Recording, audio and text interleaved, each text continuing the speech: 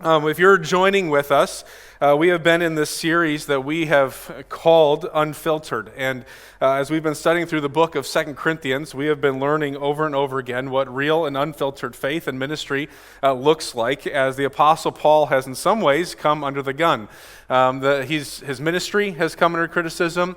His authority has come under criticism, especially with the church in Corinth, as a group of individuals that he so fondly refers to as the super apostles have come in and started sowing some discord. And so much of this letter has been Paul talking about the nature of his ministry and the things of that sort.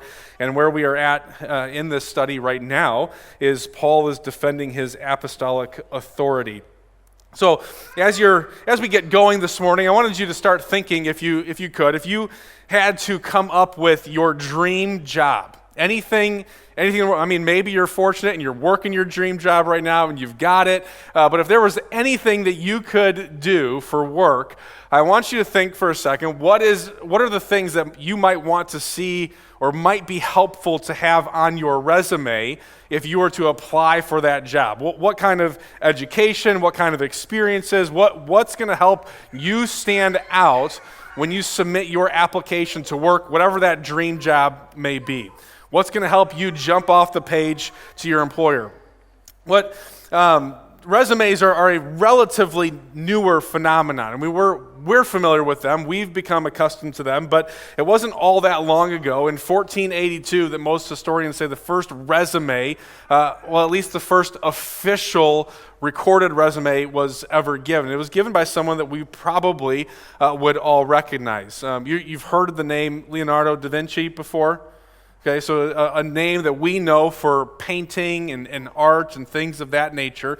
Historians say that he's the one who wrote kind of the first resume, and he wrote this letter to the Duke of Milan. And interestingly, in this letter, he spent very little time talking about art at all. He didn't really spend much investment of ink on his artistic skills or his ability to paint. He spent most of it talking about how he's resourceful, he can help with military things, he can help with engineering and all of that sort. And then kind of at the end, he threw in a little tag and was like, oh, and by the way, I can paint really well too. Like that's kind of the extra. And we know him for that.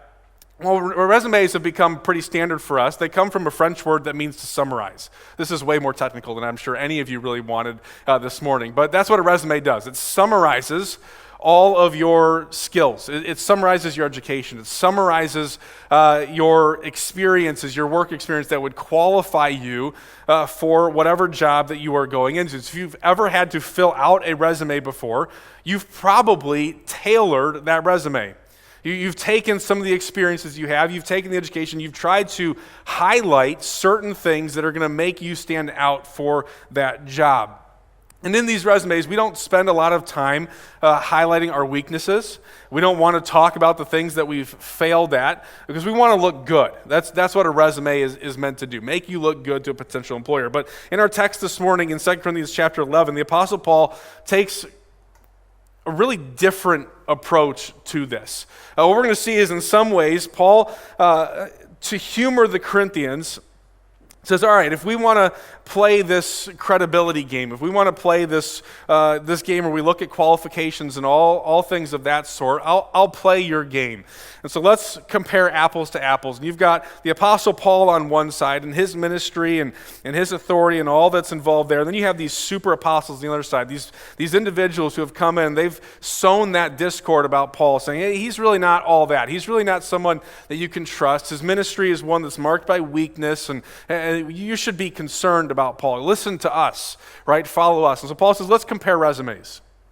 All right, just to humor the situation, let's put our resumes next to each other and let's look one to the other. So if you have your Bibles, and we're going to kind of, because our text is long this morning, work through kind of some chunks at a time. So if you are open with me to 2 Corinthians chapter 11, in verse 16, Paul says this, says, I repeat, let no one think me foolish, but even if you do, accept me as a fool, so that I too may boast a little. What I'm saying with this boastful confidence, I say not as the Lord would, but as a fool.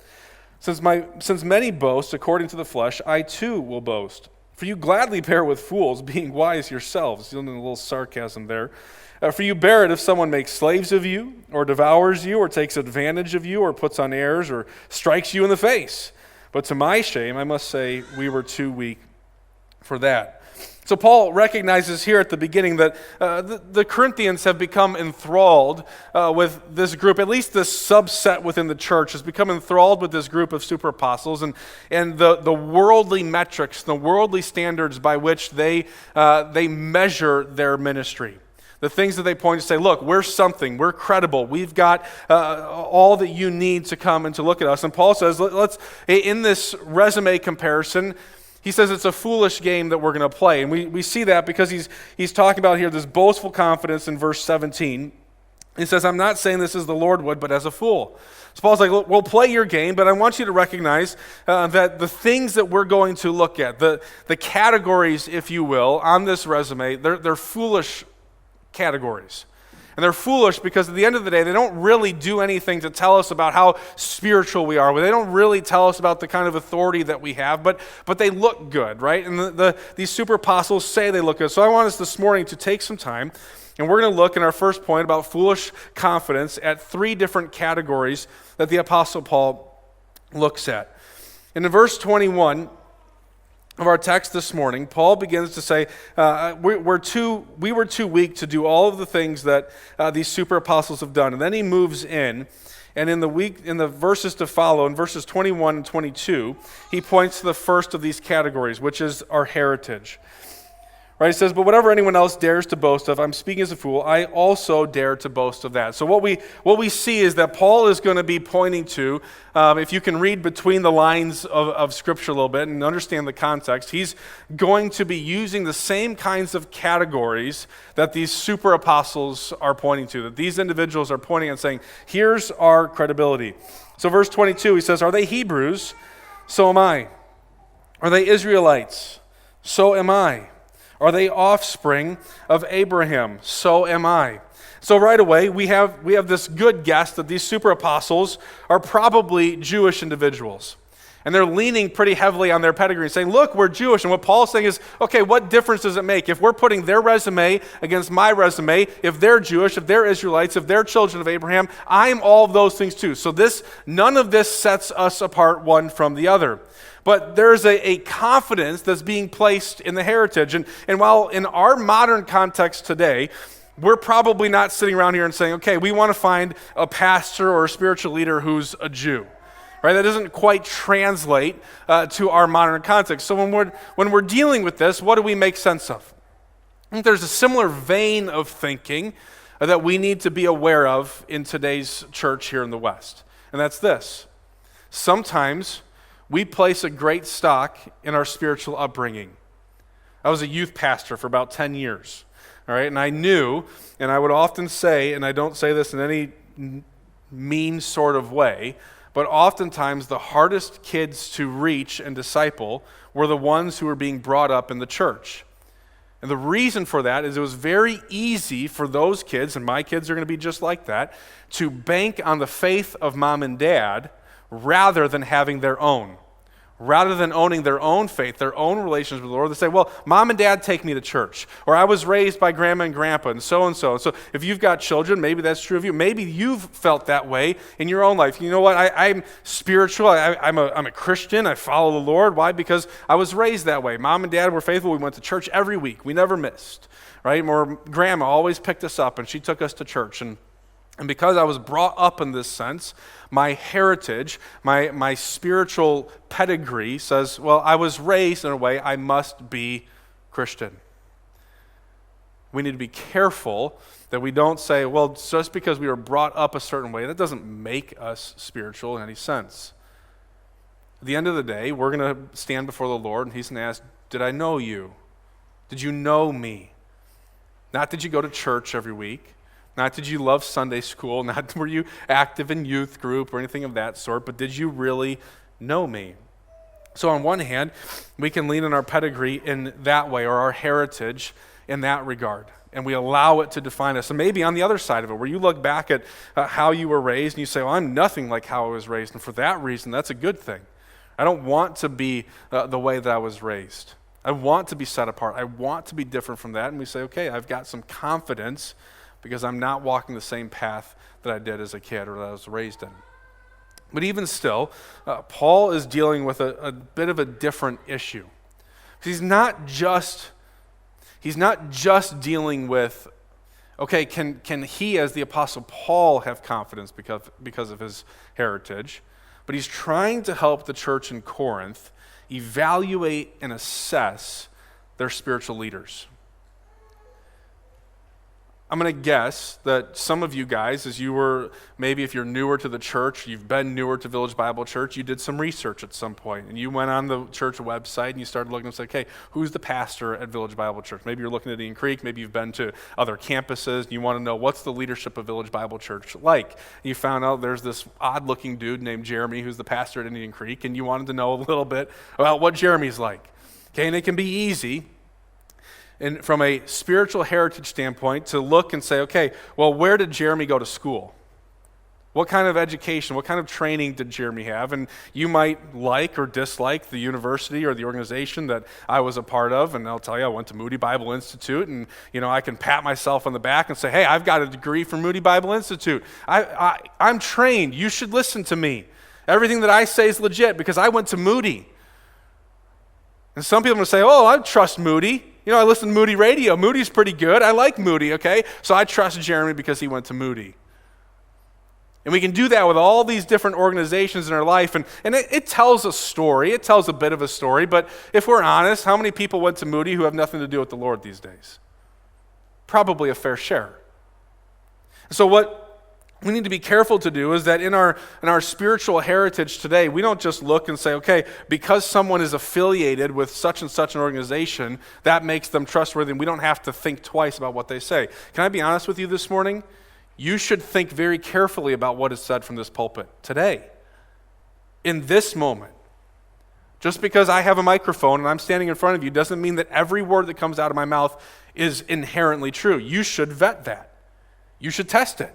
That's why I said, open your Bibles, right? Because you should be looking, and the things that we talk about, you should be saying, hey, is that true? Is it in the text, right? We need to have some vigilance. And what Paul is helping the Corinthians, hoping that they're going to see, is that, listen, we can't just go back to pedigree. We can't just go back to the heritage and say, well, we come from this source, therefore we're good.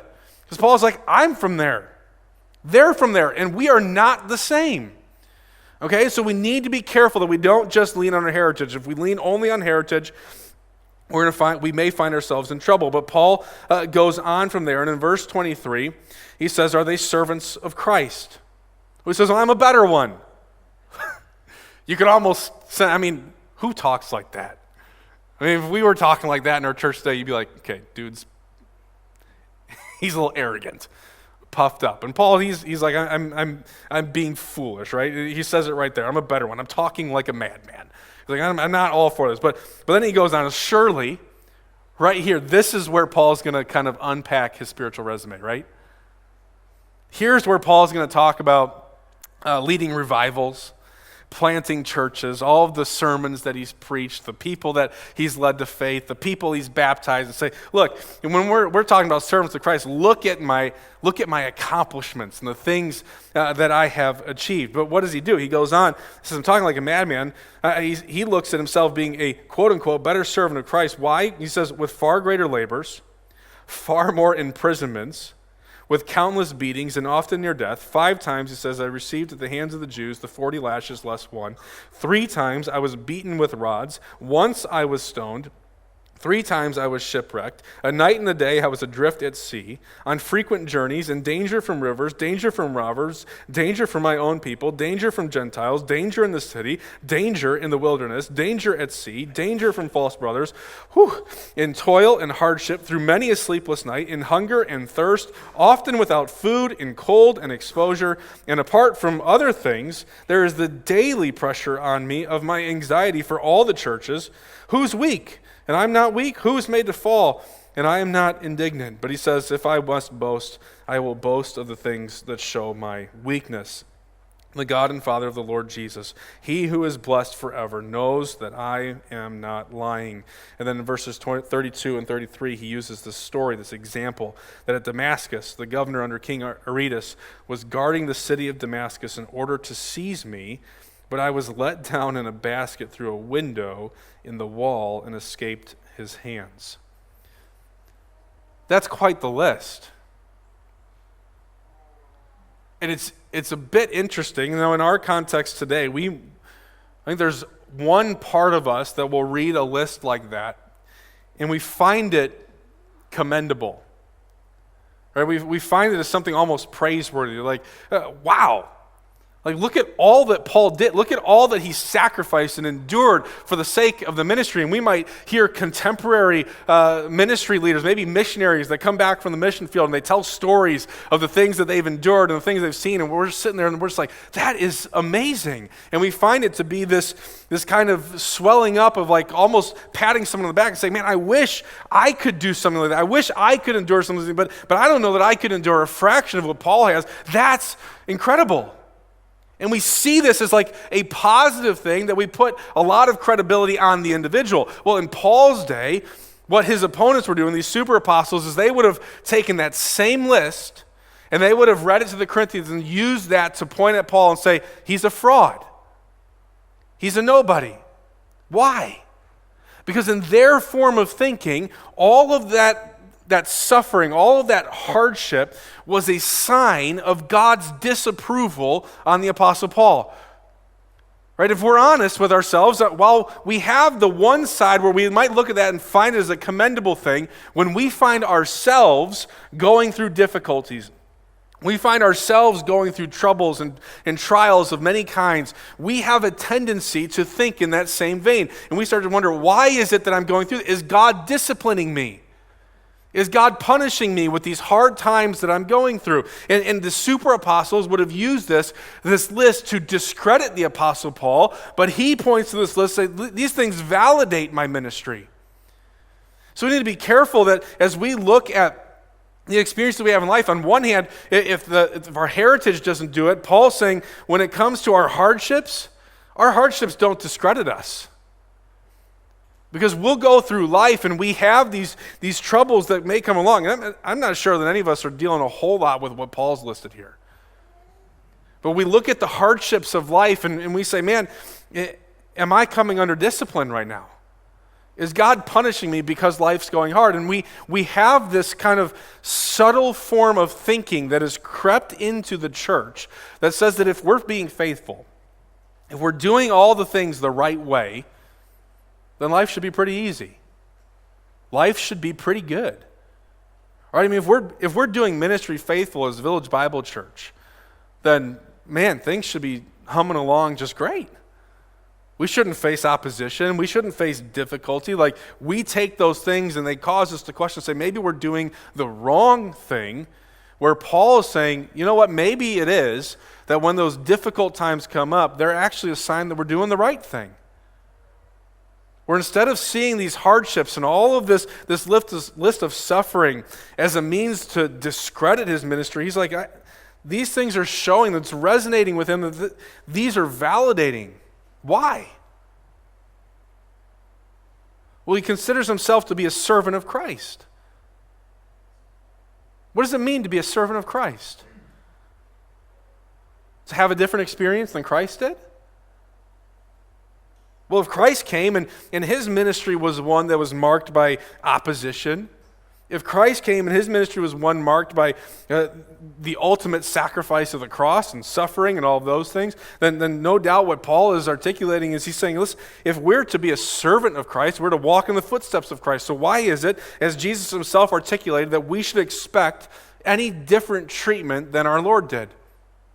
Why should we as his students expect something different than our teacher? What Paul is simply saying is, like, I'm a servant of Christ, and as a servant of Christ, I'm facing in a personal way for him, similar sufferings and circumstances. He's walking in the footsteps of Jesus. It says our hardships don't discredit us. But then, as we move through the text, just to kind of keep ourselves moving this morning, we're not going to sink in on any one thing too much. In chapter 12, he begins to kind of flip the script a little bit. It's like, all right, if on one hand we've got the heritage and we've got all these hardships, well, let's talk about the exciting stuff. Chapter 12, verse 1, I must go on boasting, though there's nothing to be gained by it. It's not going to do us any good. But he says, I'll go on to visions and revelations of the Lord. Visions and revelations of the Lord. These are things that the super apostles were boasting in, that they had received these special revelations from God. So we've got the secret sauce, is what they're saying. We've got something that you don't have. You've got to come to us to receive this good thing. And Paul's like, okay, let's put the resumes next to each other. I know a man in Christ who 14 years ago was caught up to the third heaven. Whether in the body or out of the body, I do not know. God knows. And I know that this man was caught up into paradise. Whether in the body or out of the body, I do not know. God knows. And he heard things that cannot be told, which man may not utter. And on behalf of this man I will boast, but on my own behalf I will not boast except of my weaknesses. So we've got these things. Our third kind of category of foolish confidence here is that our highs don't drive us. Paul's talking about this vision, this man. He doesn't even list himself as this individual. We know he's talking about himself because if you look down a little bit further in verse 6, though if I should wish to boast, I wouldn't be a fool. I'd be speaking the truth. But he doesn't want people to make too much of him. Verse 7, to keep me from becoming conceited because of the surpassing greatness of the revelation. So he's talking about this vision, this revelation that he has had. And it's a pretty remarkable statement that Paul is pointing to because apparently this is an experience that Paul has sat on for some 14 years. Okay, if someone had an experience like this today, you'd probably expect them to start a podcast like the next week. I got this great thing. God showed me this. You got to hear all about it. Maybe they write a book. They're going to be hosted on all kinds of other podcasts, YouTube channels, and all the jazz because they've got something special to make much of it. That's kind of what the super apostles were doing. And Paul's saying, listen, I had this most incredible vision 14 years ago. Where he says, I was caught up into the third heaven. Now, just to make sure we understand what Paul's talking about here, in Jewish thought, they thought of three heavens. The first heaven was kind of the sky around which we live here now, where you see the birds fly, planes fly overhead. That's the first heaven. The second heaven was where the planets and the stars dwell. You look out at night and you get to see the beauty of the second heaven. The third heaven is where God dwelt. So what Paul is saying is I was caught up into paradise. I was caught up into the third heaven, into the very presence of God. It's such a remarkable experience. He's like, I don't know if I went in my body. I don't know if it was just kind of my spirit. But what I know is I saw what I saw, and I heard what I heard, and I heard things, and I saw things that man can't even utter. That's crazy. So he's like, on the one hand, we got the super apostles. They're like, we've got these visions and these revelations, and we're going to tell you all about them. You got to come here and hear these things. And Paul's like, listen, you want to talk about revelations? What God has shown me trumps all of that 100 times over, so much so I can't even speak of the things that I've seen. And so magnificent was this revelation that God saw fit to not just leave it with me, but he gave me a thorn in the flesh. And we'll talk about the thorn in the flesh in a minute. But the thorn in the flesh was there so that Paul wouldn't become so puffed up in himself and think that he was something special because that he had received this revelation. Paul was going to keep him, or God was going to keep Paul humble. But this revelation is one that he's sitting and he's like, man, this was remarkable. And all of these things to say, guys, from chapter 11, verse 16 to chapter 12, verse 5, Paul has said, we put our resumes right next to each other, and we try to compare apples to apples. Everything that the super apostles are boasting in, he's like, not only do I meet it, but I exceed it. And so if we're talking simply from foolish confidence in earthly, worldly terms, he's just trying to help the Corinthians see you are elevating individuals that need not be elevated, that should not be elevated. These are individuals, if you were here last week in chapter 11, verse 13, Paul says, such men are false apostles, right? He calls them deceitful workmen, disguising themselves as apostles of Christ. He's like, these are individuals, they're fabricating the things on their resume. Paul's like, if anything, what I want to do is I want to downplay the stuff on mine so I don't make much of me. I want to make much of Christ. He says, these individuals over here, they're fabricating, they're making up, they're building up themselves so that they get better, that they receive the credit, that they receive the accolades. So the difference in the two is Paul saying when it comes to apostolic ministry, and apostolic authority and true gospel leadership, Paul's saying you can, and he does it sarcastically, you can buy into those people that are going to devour you, the people that are going to be about themselves and they see you as a means to an end, or the authentic stuff is people and leaders who are not going to make much of themselves, but are there to serve you. They're more about making Jesus great than making themselves great. That's what Paul's trying to help the church in Corinth. You guys are so wise, so smart. Surely you're going to see these things. And this stuff, if I were to be frank and honest with you this morning, this is not something that was just applicable for the church a couple thousand years ago in Corinth. This was a unique circumstance. But guys, we live in a day and age today where there are more talking Christian heads than ever. You have access to more talking heads than you've ever had, that the church has ever had in history, because you can pull your phone up right now and you can find any number at a click of a couple of buttons to any voice that you want. And I use Christian intentionally with the air quotes because Paul talks about these false teachers. They don't come in wearing a badge on their chest and a hat that says, I'm a false teacher. He talks about them being in a disguise. They disguise themselves as righteous. They disguise themselves as apostles of Christ. And so they look the part. It's like when you take the mask off, when you unfilter, when you unveil who these individuals really are, their deeds are going to be known. So this matters for the church today because you this week will be inundated with more voices and more pastors and more authors and more podcasters and more YouTubers and more you fill in the blank than we've ever had to deal with before. And some stuff's going to sound really, really good. And it's going to be full of garbage and lead you astray. There are a lot of people out there right now have no problem using you for their platform, to build their following, to line their pockets.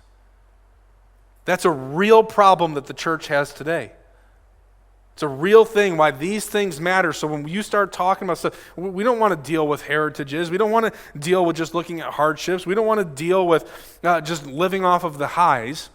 Instead, what Paul does is he's going to pivot this whole thing. He's going to talk about, well, all of that is foolish. All of that is a foolish form of confidence. Now, some of it tells a story, but it doesn't tell the whole story. He's like, here's the foundational confidence that we have in the gospel of Jesus Christ, and it is built on grace.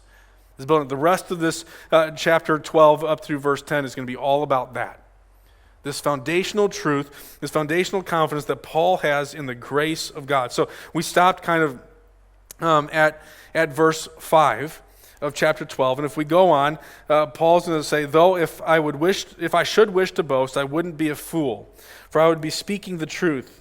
It says, but I refrain from it so that no one may think more of me than he sees in me or hears from me. In other words, he's saying, I don't want to be built up too much. Verse 7, so to keep me from becoming conceited, because of the surpassing greatness of the revelations, a thorn was given me in the flesh, a messenger of Satan to harass me, to keep me from becoming conceited. 3 times, he says, I pleaded with the Lord about this, that it should leave me. But he said to me, my grace is sufficient for you, for my power is made perfect in weakness. Therefore, I will boast all the more gladly of my weaknesses, so that the power of Christ may rest upon me. For the sake of Christ, then, I am content with weaknesses, insults, hardships, persecutions, and calamities. For when I am weak, then I am strong. Paul, even the Apostle Paul, he says, had to take a slice of humble pie. Even he needed to be humbled. Maybe he recognized it, maybe he didn't. You know, he talks in here about the grace of God being sufficient for him, something that apparently he had to learn. He says, I've asked God 3 times for this thorn to leave me. And then he says by the end of our text this morning, I'm content. I'm content. God said, my grace is sufficient for you because my power is made perfect in weakness. Paul says, I'm content with all the weaknesses. He learned a bit of humility along the way. The Apostle Paul, the guy who wrote the majority of our New Testament, that guy learned to be humble because grace comes, and the confidence that we have in grace is not that it is grace plus, but it is grace. Because when you start saying grace plus, look at all the things that I've done. Grace plus, look at my experience in this ministry. Grace plus, look at what I know theologically. Grace plus, and when you add the plus, you have negated the grace. You said, I'm building a confidence of my own. And so grace reminds us of three things in our text this morning as we get ready to close. First, grace reminds us that our weaknesses keep us humble. Grace reminds us that our weaknesses keep us humble. When we talk about humility in the church today, I think we sometimes appeal to a false humility. And what I mean by that is we take humility to be a self-degradation. Where we say, okay, to be humble, I'm just going to rip myself up. I'm going to talk about how bad I am. I'm going to downplay everything and all this. And I get the spirit of it, but we need to be careful. Because biblical humility isn't just self-degradation. Biblical humility is having an honest and real assessment of who we are. So we can have a false humility and then we just rip ourselves up a new one. We can have an honest humility that sees ourselves as little in comparison with God. But in Romans chapter 12, Paul talks to the church in Rome, and he talks to them about having a sober judgment. A sober judgment. In other words, he said, we need to see ourselves in reality, that we're not, we don't become puffed up because our perception of reality has been skewed by something. We need to know honestly. And in that context, in Romans chapter 12, what Paul is talking about is spiritual giftings and the ways that we come together as a church. And he talks there about different measures of grace that are given, or different measures of faith that are given to each of us as believers, and how we should exercise those different measures of faith with whatever the gift that God has given. And so this sober judgment isn't meant to say, well, I have no gifting at all, that I'm absolutely nothing. The sober judgment is the ability to look and recognize that God has gifted you in a particular way with a gift that you are to use for the good of other people and for the glory of God. And that gift has been given to you by a measure of faith that God gave you. Okay, so the humility says, it's not that I'm really all that, but the humility says I can recognize a way that God has gifted me, but I'm not going to take credit for the gift. I am not going to take that gift and use it for personal gain, but I'm going to use that for the good of others and the glory of God. That's where humility steps in. So Paul, throughout his ministry, refers multiple times to different visions that he has. He has the Macedonian call. There's a couple of others that I should have written down and I didn't, and I apologize for that right now. But there's 3 or 4 different visions and revelations that the Apostle Paul throughout his ministry that we know of. And yet here we have this incredible, extraordinary revelation from God. And I want to be careful that we don't take this text and say, well, look, we get these revelations from God, these extraordinary revelations of God, because that's not what Paul's trying to do, is to make this a prescriptive thing for all Christians. He's saying, I had a really, really unique experience, and in this experience, it was so extraordinary that God gave me this thorn in the flesh. And I want to make just a couple of observations about this thorn in the flesh for us this morning, because we talk about the thorn in the flesh a lot. It comes up a lot in Christian circles. And so a couple of observations. One, I think this was a thorn that was unique to the Apostle Paul. Okay, he's not writing to the Corinthians about this thorn in the flesh so that they would sit and say, oh, well, God gave Paul a thorn in the flesh. He must have given me one. He doesn't write about this so that we in Shabana, a couple thousand years later, would say, oh, what's my thorn in the flesh? That's not his intent.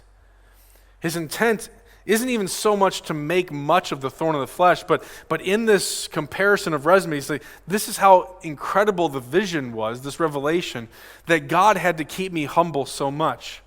So unique thorn, but we also don't know what it was. Now we theorize about a lot of things, and you've probably spent time doing that maybe over the last week if you were prepping on this.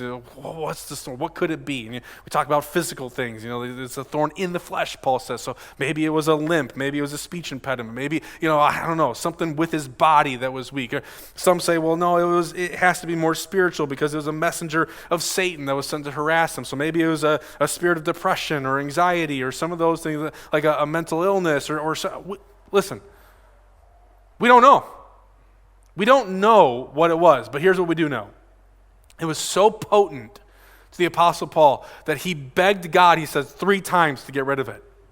He begged times. So a couple things. He knew it was from God, and he knew it was given to him to keep him humble. He wasn't speculating. And he asked God, please, can we do without this? And I want you to notice something. We talked about this in our small group this last week. If you were to go back up and look at the list of things in chapter 11, all those hardships, and then, as difficult as those may be, and just to speak personally for myself, as much as I don't think I would handle well a fraction of those, it would seem as though whatever this thorn was, it was worse than the shipwrecks, worse than the beatings, worse than all that, because he doesn't talk about begging God to get rid of those. But this one, 3 times, Lord, come on, I've had enough. God says, no, my grace is sufficient for you. Our weaknesses, friends, are there to keep us humble. Secondly, grace reminds us that our weaknesses show us that we need help. Right? In the ESV, the first half of verse 9 here is in red ink. I don't know about all your other translations, but the ESV, it's in red ink, which doesn't make it for sure red ink, but the assumption is this is the Lord speaking to Paul. My grace is sufficient for you, for my power is made perfect in weakness. This is a word we have directly from the Lord. And my grace is sufficient. It's enough, right? He's not saying that it's adequate. My grace is sufficient. It is all that you need. Why? For my power is made perfect in weakness. Therefore, Paul says, I will boast all the more gladly of my weaknesses. Why? So that the power of Christ may rest upon me.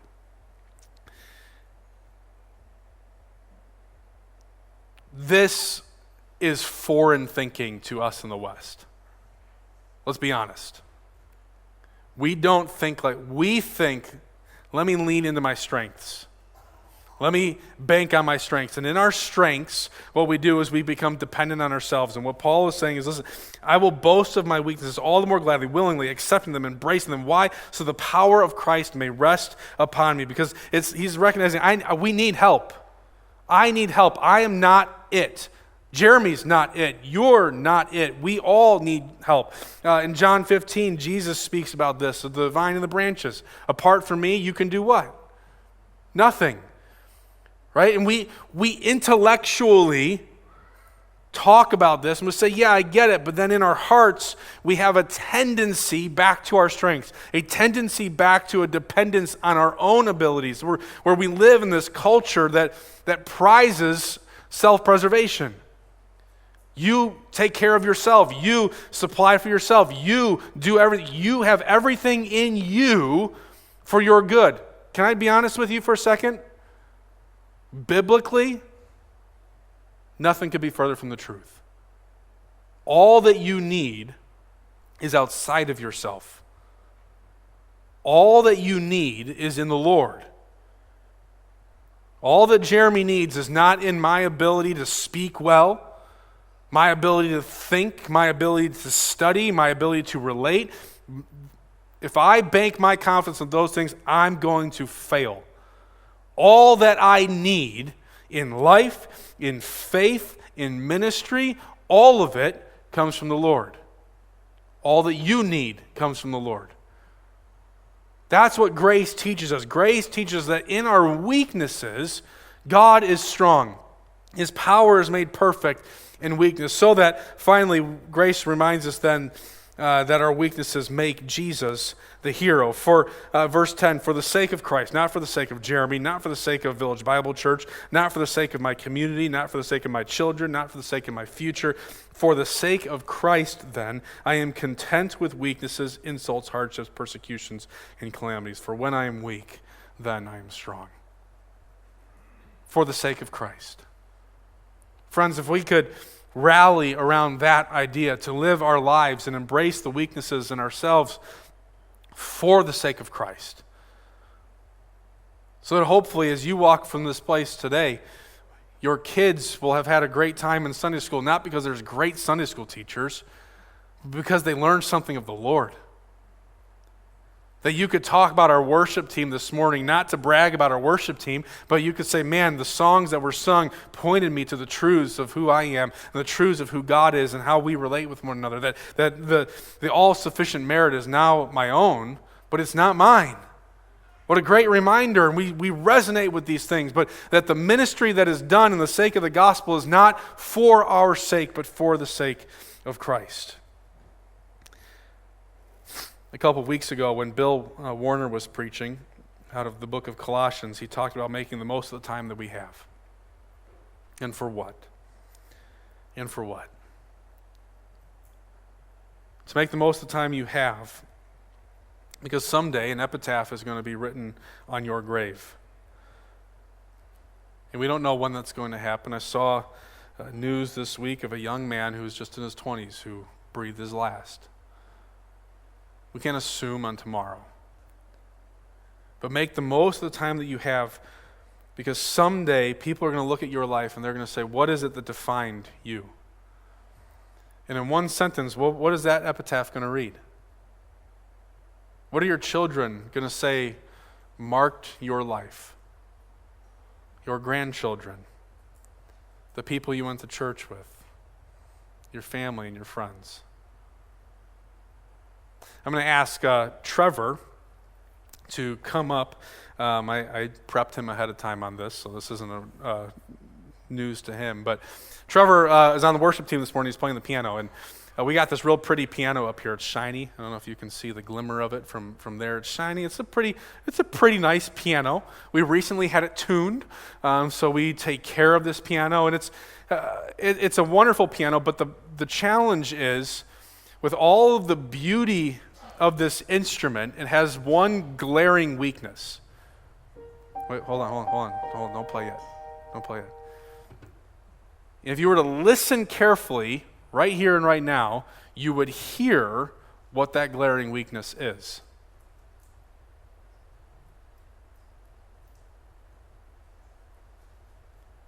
It's that it can't do anything on its own.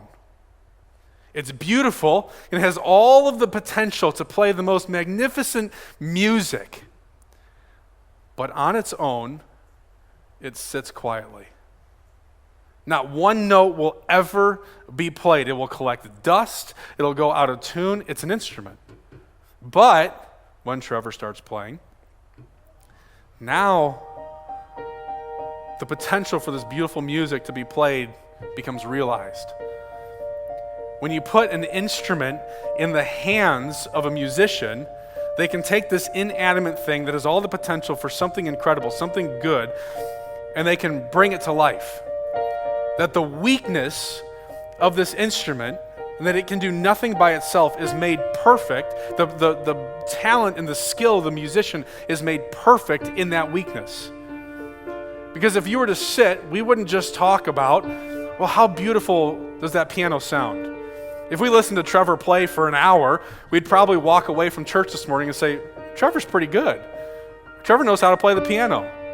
We're probably not going to sit and say, yeah, you know what, that piano had a little bit of a reddish hue to it. It shined just right in the light. But you listen to this music, and you recognize that there's a musician behind it. So my appeal to you, and I think what the Apostle Paul is trying to help us to think about, is the fact that we are all instruments. We're instruments that, in and of ourselves, we don't really do a whole lot. There's a potential for good. Paul, of all people, will acknowledge the value and the fact that we're all created in the image of God, but we have glaring weaknesses. And the glaring weakness is that apart from him, we can do nothing. So what would it look like for you to live your life in such a way that God's power is made perfect in your weakness? That he, working through you, is able to make the most beautiful ministry, the most beautiful impact in the lives of other people. For his glory, his grace is sufficient for you. His power is made perfect in weakness. Don't rely on your strength.